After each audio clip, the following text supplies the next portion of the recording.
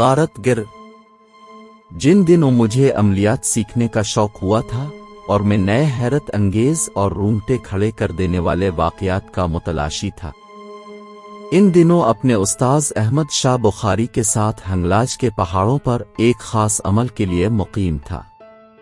عمل استاذ صاحب کا تھا، میں بطور معاون ان کے ساتھ ٹہرا تھا اور ان کی خدمت کرتا رہتا تھا۔ ہنگلاج کا میلہ قریب تھا اور ہندو زائرین کے آمد تھی۔ ایک صبح جب سورج نکلے کچھ دیر ہوئی تھی، استاد صاحب احمد شاہ بخاری پہاڑی سے اترے اور منہ ہاتھ دھونے لگے، پھر کہنے لگے کہ کچھ عجیب دیکھنا چاہو گے؟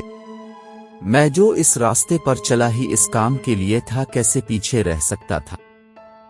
فوراً کہہ دیا کہ بالکل، اگر آپ کی ہمراہی ہو تو ہر آگ کا دریا عبور کر سکتے ہیں۔ استاذ احمد شاہ بخاری اپر کوہستان کے رہائشی تھی اور ان کا خاندان برسوں سے سفلی علم کے کاٹ کے لیے مشہور تھا۔ ان کے ہاں اکثر لوگ چاہے مرد ہوں یا خواتین ذکر و اذکار سے ان کی زبانیں تر رہتی تھیں۔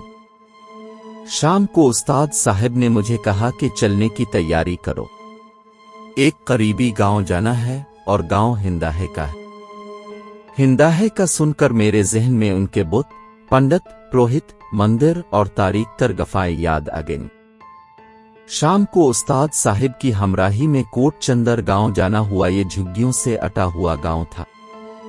ایک صاحب جنہیں سبھی معارج کہہ رہے تھے، گاؤں کے سرپنچ تھے اور استاد صاحب کو انہیں کے گھر جانا تھا۔